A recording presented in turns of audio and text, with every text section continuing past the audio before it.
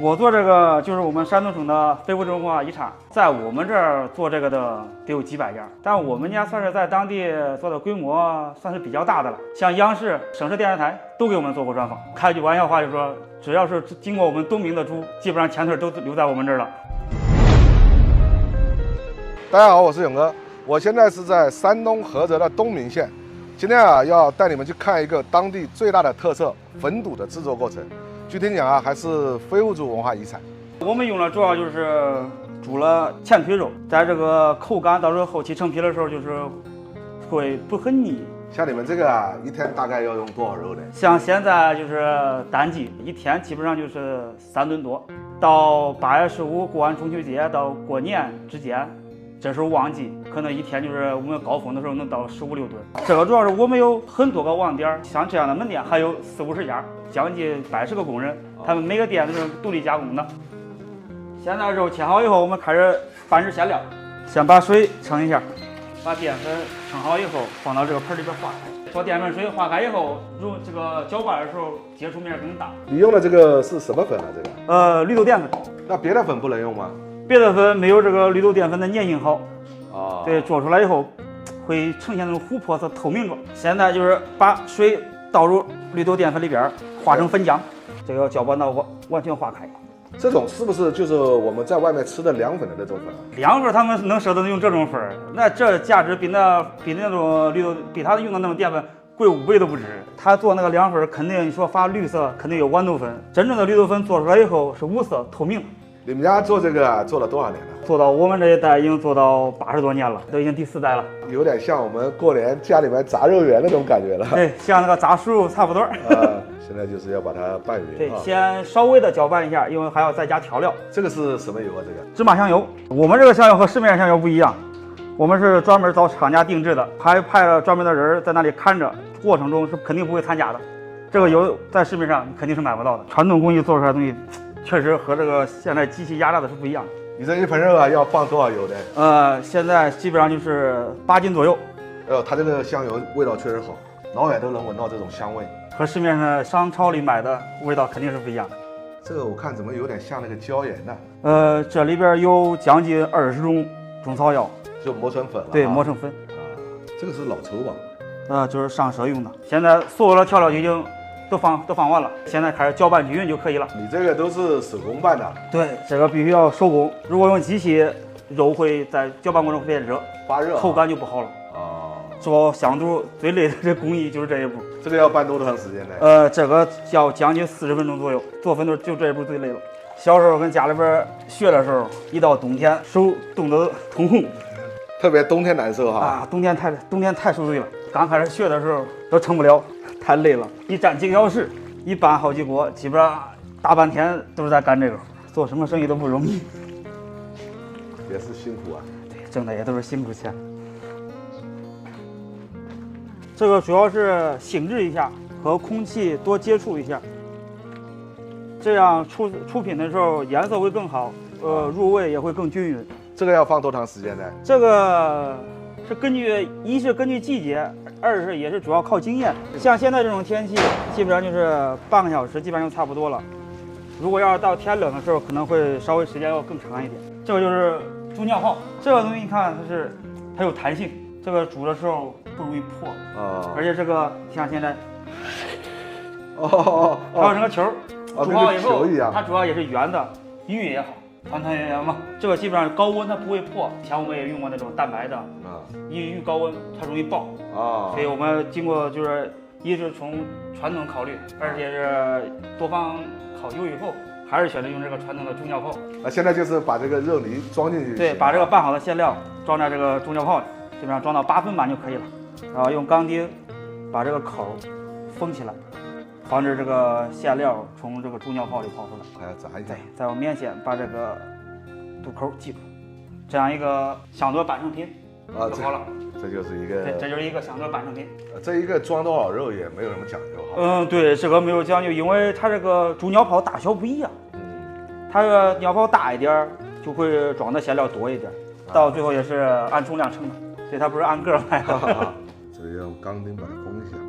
我看你这个做法好像跟我们江苏那种香肚差不多做法基本上就是大同小异的啊。但是我们这个肉占比很高，你看我们的肉基本上占比在那80%以上，粉很少，粉在我们这个里面起到作用就主要是凝固成型的作用。现在就要下锅了哈。对，汤啊好像也是卤汤吧？对，老汤，平时就是卤制完以后，也要经常的就要把老汤放掉一些，然后再添一点新的汤。接下来就是把灌装好的香肚放到锅里边预热一下。哎呦，这个一下去好像都是鼓起来了。对，一预热，这个尿泡它会收缩，收缩里面有空气，它会飘起来，然后静置一会儿。呵呵，这个有点意思。静置一会儿以后，用钉戳个洞排下气。如果不排气，到时候煮制的时候里边气压高容易爆。这都沉下去了吗？对，一没有空气以后，它就沉下去了。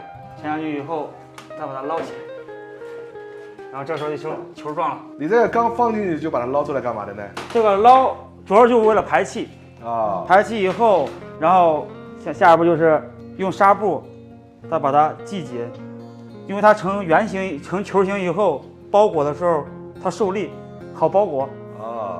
哦，还要用纱布裹。对，包裹上纱布主要也是为了防止就是外边这个尿泡会爆，爆了以后要用纱布兜住以后，就让它爆了，它也是在纱布里边啊。等凝固以后，它还是一个球状的。包好以后就下到锅里边再放进去。对，像你做这个，在我们当地啊，有多少家在做呢？在我们这儿做这个的得有几百家，但我们家算是在当地做的规模算是比较大的了。这个要煮多长时间呢？这个要煮3个小时左右。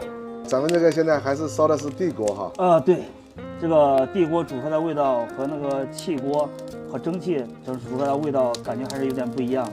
时间差不多了，应该能出锅了。现在这就差不多要好了哈。对，这还是个专用工具。对，这个是扎一下看看。对，扎一下，如果就是说一扎很轻松就扎透了，就熟了。如果是里面有硬芯儿，它就不熟。这一锅啊，大概煮了多少个？这一锅大概就是100来个，一般就是一天煮个2、3锅左右。如果要到过年、中秋节的时候，我2节旺季的时候，像这2个锅，一天到晚连轴转都不够卖的。地方特产嘛，都是很多当地的，还有好多外地的朋友都过来买，都往外带。那咱这个现在是怎么卖的呢？现在是33一斤，论斤卖。对，散切，可以要整个的，也可以切开。都可以。这个捞出来以后，要迅速的用这个铁钩挂在这个晾杆上，把它晾凉，保持它的外观尽量是个球形的。这个就相当于是成品了哈。对，这个冷却以后就可以到门店上售卖了。你们家每天这么大产量啊，东明县能有这么多人消费吗？那有。说句不好听的话，我们家在当地销量肯定数一数二的，周边县区的还有旁边省市的也都会开车过来买。这个现在基本上已经凉了1个多小时了，应该能切成片了。现在大概就把纱布拆掉。对，把纱布拆掉。现在还有点热，估计切的时候还会有点散。现在凉透了它就不散了。对，凉透了就不散了。哎呦，漂亮漂亮，看起来有点像那个猪皮冻。差不多，不，猪皮冻是凉的，这是热的。像现在这种温热的状态，切好的片儿会比较厚如果是凉透了以后，切成薄片儿会晶莹剔透状的。这个就是东明县的地方特色粉肚，我来尝一下，这里面全部是那种小肉块，吃起来呢就是轻微的带一点那种五香味的，而且呢它这个里面掺的是那种绿豆粉，吃起来就是没有那种特别浓重的那种粉味。我感觉这个凉了以后啊，如果说当成下酒菜还是非常爽的。我们今天来的这家呢，在东明县啊是规模比较大的一家。刚刚听老板讲，他家在这个县城里面就有50家分店，每天光这个粉肚啊都要做到3、4吨。你们觉得这个销量怎么样？我们农村人最大的缺点呢，说实话就是怕没钱，怕别人看不起咱。这么多年呢，我在石家庄呢，通过我买板面，我买了3套房子。我每个月的时候也给我爸1000块钱的生活费，这全部都是通过我卖板面挣回来的。宰人的饺子，坑人的面嘛，不管你卖什么面哈，你都不如卖板面。大家好，我是勇哥。今天我们来到了号称国际庄的石家庄。石家庄不光是有牛肉造饼，还有一道美食叫石家庄特色正宗安徽牛肉板面。现在我们就过去尝一尝。这一块大约的时候是30斤左右，全部都是精炼牛油。这一锅大概要熬多少油呢？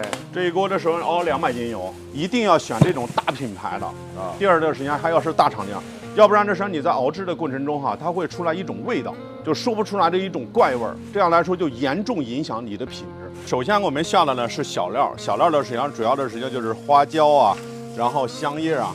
这个料呢，它颗粒比较小，叫小料。这个小料正常来讲，我们要熬1个小时到1个半小时左右。充分的把这个小料的这个香味儿全部给它熬出来，尽量不要大火，不要用急火，用小火慢炸。所有的腰料的时候讲究叫君臣佐使，就是里面的时间有提香的，有去腥的，有回香的，每个香料都是按照比例都精确到克，然后加进去的。我不喜欢用一些就是很活类的东西，像我们家的东西最多就用个盐。鸡精和味精，剩余其余的全部都是药料，别的乱七八糟的东西我们全部都不放。咱家里面怎么吃，我们怎么做。我们实际上大大小小的板面馆，我觉得不到1万家，至少也得有7、8家、7、8千家以上。板面馆的数量应该是全国来讲最多的。我也吃过别的地方的一些板面，包括我去学习，我也去过安徽的太和、阜阳。说实话，还是我们石家庄的板面的做法也好，包括我们的一些店也好，我们做的确实也是咱非常的讲究。像这样的一些料呢，它的香味的时候出不来，我们就需要的时候给它炸一个缝出来，炸一个缝，让它这个香味的时候容易出来。这个香料要洗一下。对，香料要洗一下，要给它充分的给它洗干净。我们在炸的情况下，怕它炸糊了，这是一方面。第二个呢，就是我们要把这里面，比方说一些杂质啊、一些异味啊，把它给它洗出去。你熬到这种金黄色，这样的时候就充分的时间把这个料的香味的时间给它熬出来了。这么一锅的料，你就是炸一根筷子，我跟你说，拿着筷子嘬2口也是香的。然后每个锅里面放点香菜，放完香菜以后再放点香葱，这是大葱，对，放点大葱。然后这个再炸要半个小时左右，就这个小料基本上就炸好了。店里面开着门了，哥们儿。每个礼拜天下午全部都不干，工作的一半是为了更好的生活嘛。媳妇也没时间陪，孩子也没时间陪。你说天天老干的目的是啥呢？不能只有工作没有生活。你干这个干了多少年了？我从27岁开始做，今年已经40了，做了13年了。我老家呢来自农村，是拿着助学贷款来到石家庄上的学。大学毕业以后呢，也从事了很多的一些行业，但是呢，挣不了只能养家糊口，挣不了什么大钱。然后我们家老大生下来的时候，我跟我老婆手上的时候就剩300块钱了，连奶粉的时候都买不起，更别提说在这个城市里面买房子了。至少我现在的时候，我就觉得，我至少有尊严，就有你明白这意思吗？尊严，有尊严的在这个城市里面活着。那你不是石家庄人？老家是河南信阳的，99年来这石家庄上的学。你都不知道我们石家庄人对板面这个热情有多么高啊！不管他开奔驰、宝马、迈巴赫的，也不管他是骑电动车的。也不管是骑自行车的，大家到中午的时候呼噜呼噜的时间都弄个小马扎，刚开始就弄个小马扎，马路边上一坐，呼噜呼噜的时间弄一碗板面。任何一个城市，包括山西的太原、陕西的西安，都不如石家庄的面馆这个数量多。要不然人家就这么说嘛，河北好风光，板面石家庄嘛。这个渣就不要了哈，全部不要了，小渣全部都不要了。这个姜哈。多放点味儿好，这个就起到去腥的作用。这个实际上是要下大料，也实际上也是板面的一个最灵魂的部分。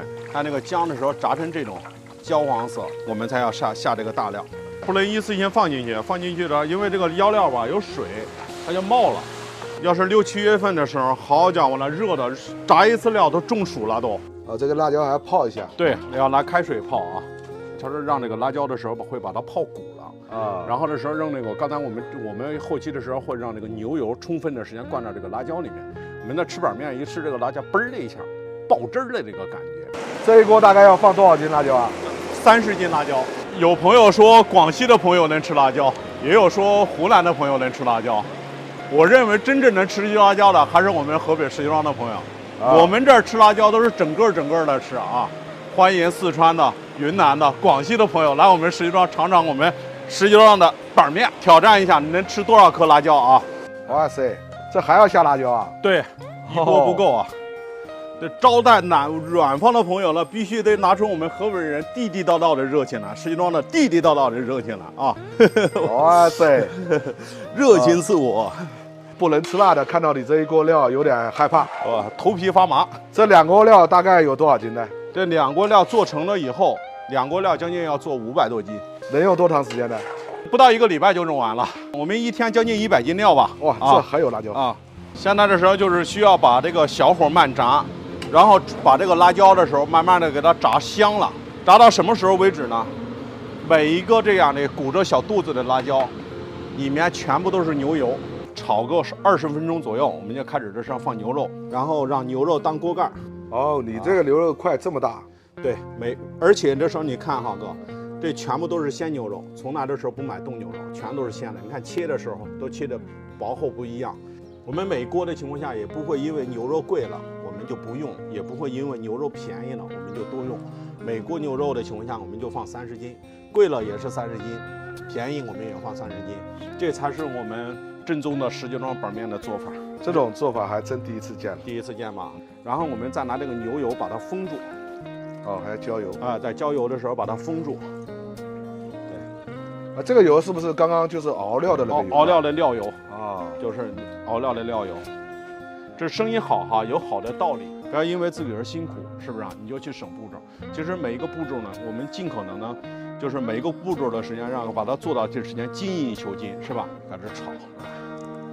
这就要煮牛肉了，对，相当于在要炒牛肉了，再炒2个小时左右啊，还要再炒2个小时左右，这样来说才能把这个肉的时候给它炒香了，辣椒里面灌上油就完美了。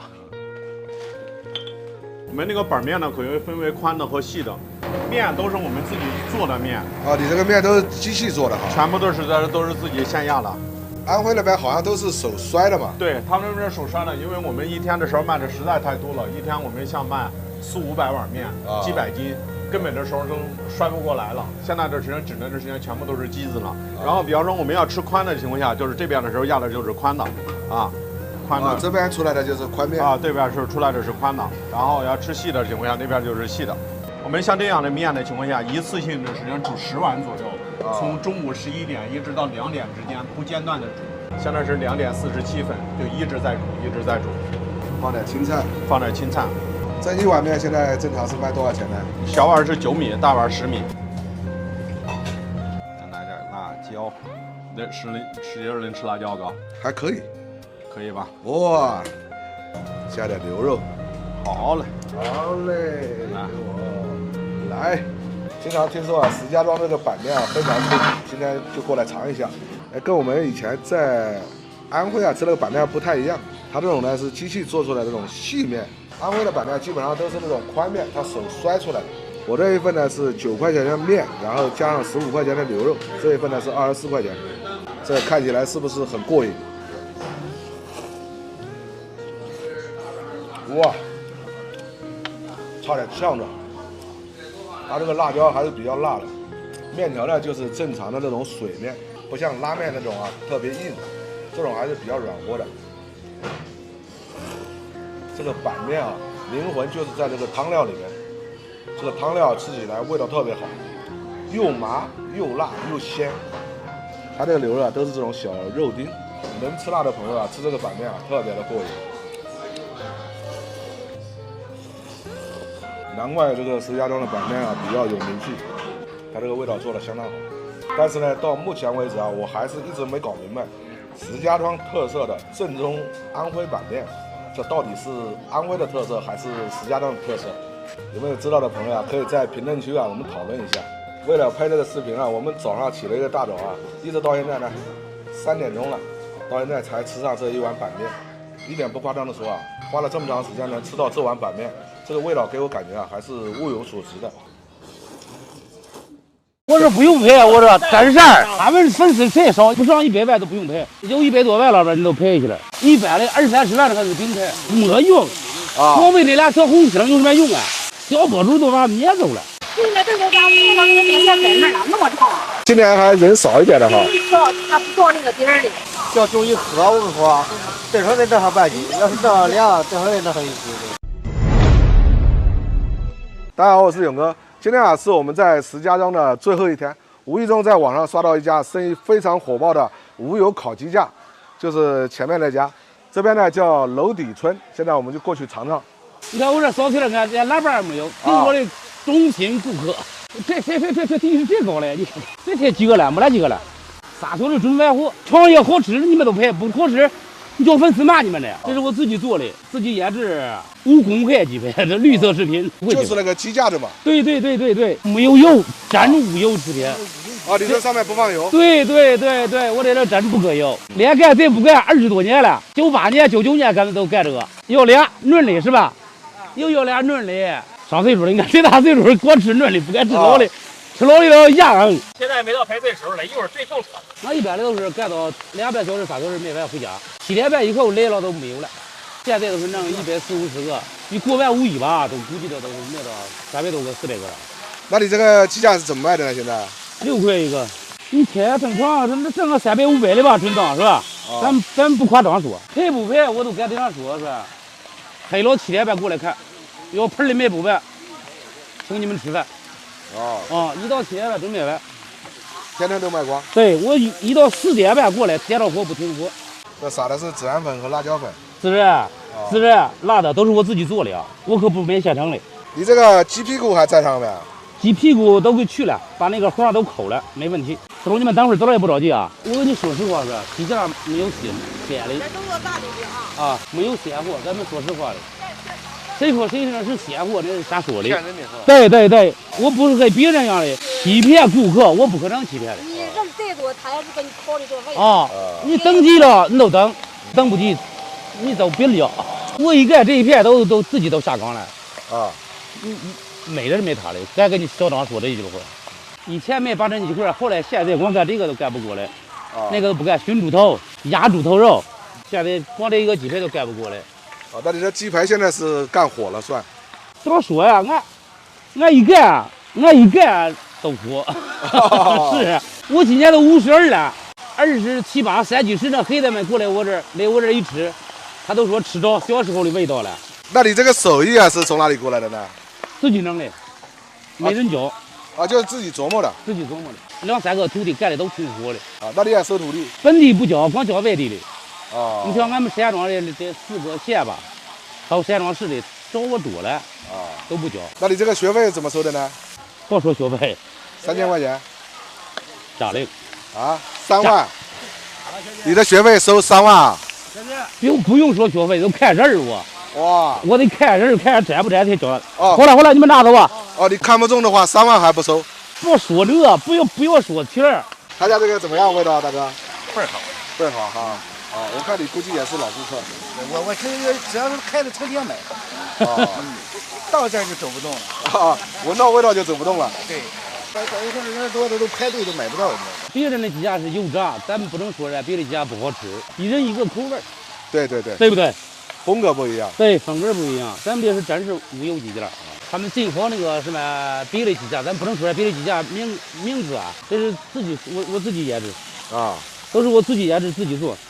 我这不用做广告，我不用做是吧？你就看我盆7点半100%的这140个回家，卖完最多150个，我不多整。你就我今天是吧卖完这140个了，明天甚至敢做120个，都不超过140个。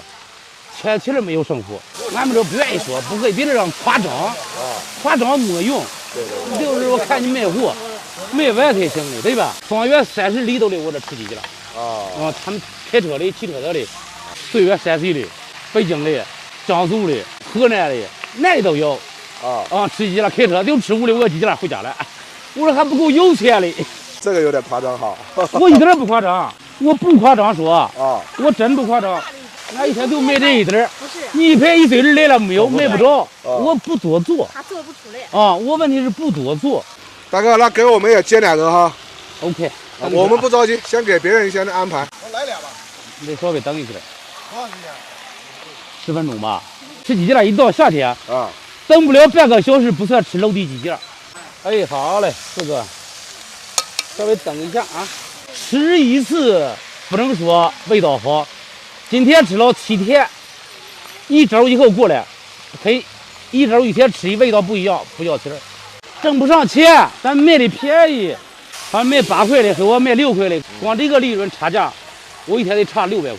我今天心情高兴了，我多做点，多干一会儿，你们吃着了。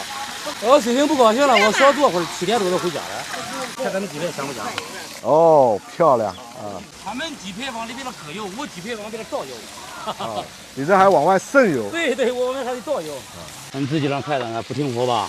嗯，对吧？咱们4点半一点着火不停，一块干完。3个大的，好。1年最多歇60天，不管下雨刮风都怪。弄俩大的，稍微等一下啊。哇，漂亮！漂亮了。这个漂亮，是吧？买了2个鸡架啊，它这个鸡架呢是6块钱一个，来尝一下。刚刚采访了很多顾客啊，都说他家的鸡架味道特别好，它这个颜色啊看起来还是蛮漂亮的。它上面啊烤完以后，上面又撒了孜然粉和辣椒粉，吃起来啊就是那种浓浓的焦香味，然后呢里面夹杂着那种孜然的味道，特别好。难怪他家啊生意这么好，味道做的确实不错。他这个鸡架6块钱一个，2个12块钱，我觉得比那个吃烤串什么东西实惠多了。买2个鸡架12块钱，回去喝点酒，非常好的下酒菜。肉并不是太多的，但是呢，就是吃这个味道，特别外面这一层啊，都是这种焦黄的，特别香。这位大哥啊，他不太愿意给我们拍，因为他怕我们拍了以后他忙不出来。他家这个东西啊，不光这个生意好，这个味道确实也是非常棒的。我以前在宁波这边一家餐饮公司里面是做这个行政总厨的，看到很多店它时间开不久，很多人他是以80斤的力量去挑了100斤的档，所以做起来非常困难。我能够挑80斤的档，我来挑50斤的档，那我觉得我可以走得比别人要快一点。这个油温呢烧到120度左右，我们下料。如果是油温太高呢，料下去呢，它会溅出来。现在下洋葱，先下洋葱哈。对对对，然后下大葱，把这个葱姜蒜呢要把它熬干，熬干捞出来它的香味才比较足。火呢还不能大，要小火慢慢的把它熬出来。太大了这个就是会熬焦掉嘞。再熬一下呢，我们就把这个葱姜蒜全部把它捞掉。这个渣是不要的哈。对，这个渣不要的。熬到这种程度，我们的葱姜蒜就要把它捞掉了。如果继续再熬下去，这个油温升高了之后呢，它就会变苦了。现在下这个紫草，这个叫什么？对，这个叫紫草。紫草。对，这个放下去，这个颜色，你看这个油马上就变红色了。如果油温控制好的情况下呢，这个紫草熬出来的这个颜色就是鲜红色。现在用的比较少，这是最传统的这种熬制方法。这个渣也不要了哈。对，这个渣也不要。现在呢下泡姜末，姜末，对，泡姜末。然后现在呢我们下大蒜末大蒜末。这个渣就不用再滤出来了吧？对，这个渣就不沥出来了啊。这个姜末跟蒜末呢熬到这种程度，我们就开始下辣椒了。这个里面有好几种辣椒，有泡椒啊、小米辣啊，还有这个魔鬼辣椒啊，还有好多辣椒，有4、5种辣椒打在一起的。什么时候放这个香料都是很有讲究的。哇塞，这颜色好漂亮。对，这个颜色很红，就是刚才用这个紫草的时候很关键。川菜里面能熬这种老油的人呢，工资至少2万以上，不是一般人能熬的。这个是需要有一定的这个厨师功底的人呢，他才能熬得出来。那你就是宁波人啊？我不是宁波人，我是浙江丽水那边商区里面的。我21岁的时候来到宁波，那个时候不瞒您说，我带300块钱，然后到宁波来打工了。从学徒做开始，然后一做就在一家公司做了10年。出来之后呢，就是到另外一家公司我就做了行政总厨。因为我们农村出来嘛，那么家里生活条件也不是特别好，那么所以也一直立志有想做自己的一番事业，所以我就给人打工也不是一直打工也不是事情。那么后来我就想到就做这么一个面馆。你今年有40岁啊？今年40岁了，01年入这个行业的，现在已经20多年了。现在是放盐。对，放盐。当初呢，我研发这个面的时候呢，就我对这个产品呢，我是很有信心的。但是呢，没想到就是能够做得这么火。现在的这些小年轻呢，一上去他首先手机拿起来先拍一下，发朋友圈。我们这里就是很多顾客都是朋友带朋友，同事带同事这样子带来的。我们其实在角落里面，对，就是你导航呢很难找得到，就是你到外面这个墙角那个地方还看不到我们的门面。所以说这个位置好呢，其实不一定生意就好。我以前在重庆啊、成都啊那些地方看到很多小店都是在角落里头，外面看起来很不起眼，但走进去之后呢，生意非常好。但是呢，我们现在在宁波我也做到了，把辣椒熬的全部浮起来，然后呢再下香料，下出来这个香料的香味就特别香。现在这些辣椒都浮起来了，就是我们可以开始放这个香料了。在宁波吃正宗川菜的食客是很少的，你真正把那边很正宗的这种川味搬到宁波来，你的店可能是很难生存的。像你这个一锅能用多长时间呢？这一锅现在就是用1天，红油熬出的时间太久呢，它的香味就会散发掉。这是最后一盆料了。我看这一盆好像花椒多一点啊。对，这是花椒，这个再熬10来分钟左右就差不多了。熬好之后呢，还要在这里静置10到12个小时，然后明天中午才能够用。把这个油捞来呢做面，料渣呢拿来吃面。很多人说我们这个酱料好吃，就是这锅料理。差不多了。这也都是今天要用的哈。对，都今天要把它用完了。这牛蛙每天现杀，杀好之后呢，要这样子给它牛蛙按摩一下，要给它洗干净。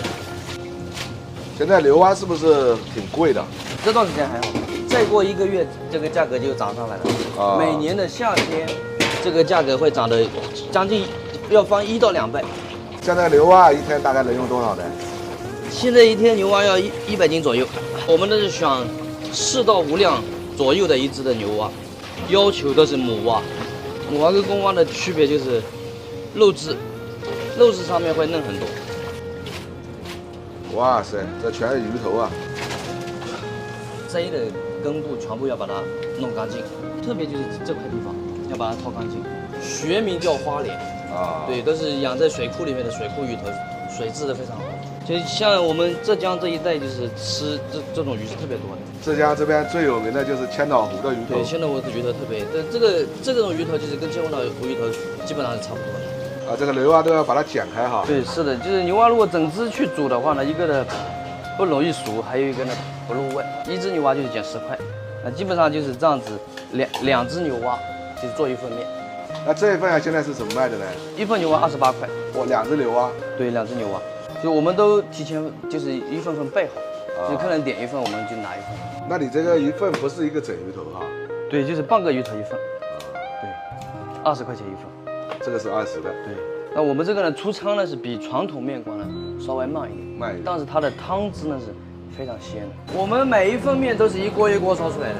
这个汤是什么汤啊？汤是我们秘制的汤，就是在600毫升左右。这个油就是一勺30克左右。那你这个不需要再加什么盐啊、味精这些？不用，都已经提前调好了。啊。然后就是每一份面就是一锅一勺这样子放下去的，用多少汤，用多少调料。都是有标准的，全部量化。啊，面如果不够的话，我们可以续面的。免费的是吧？对，免费续面，管饱。这个是什么？这个豆腐皮。豆皮啊。这就螺蛳粉里面有的。吃这个鱼头的多还是吃牛蛙的多呢？差不多。然后有些人他想吃牛蛙的，就点牛蛙面，又加点鱼头。啊，也有。也可以混搭。对，也可以混搭。今天啊，我们到浙江的宁波啊，在网上刷到一家这个评分非常高的叫鱼头捞面。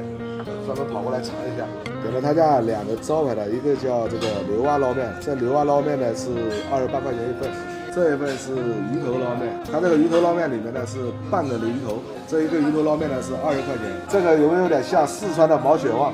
它这个呢叫腰花肥肠鱼，这里呢是腰花、肥肠还有鱼片一起做出来的，我们来尝一下这个牛蛙。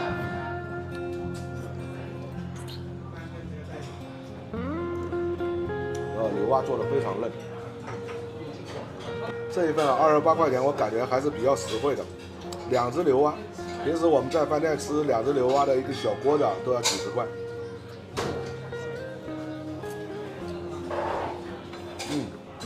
这牛蛙好吃，看起来这个汤啊就特别好，颜色特别漂亮，喝起来那个味道呢就有点像四川那个钵钵鸡那种味道。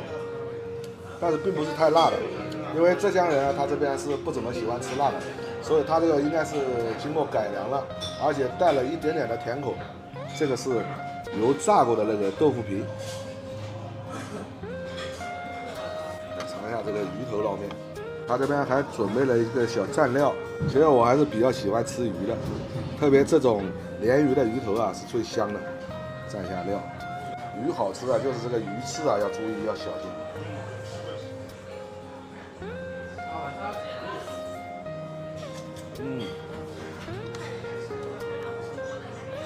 非常爽滑，浇头不太一样，但是汤料基本上都是一样的味道。这个还是比较有创意的一道美食。来一块肥肠鱼，这都是肥肠。哇，这个吃的过瘾。我们以前在四川也吃过这种肥肠鱼，但是四川那种肥肠鱼呢，就是重麻重辣，它这个呢味道就是稍微轻一点。这个菜如果配碗米饭的话，应该吃起来更过瘾。腰花。这份腰花肥肠鱼呢是92块钱，我感觉啊，他家这两种啊招牌啊，吃起来都蛮爽的，特别是这个鱼头啊，它的鱼头煮的时间比较短一点，所以吃起来就非常的嫩。这一大碗捞面20块钱，我们在外面吃正常一碗光面都要7、8块钱，它这么实惠的一碗面才20块钱。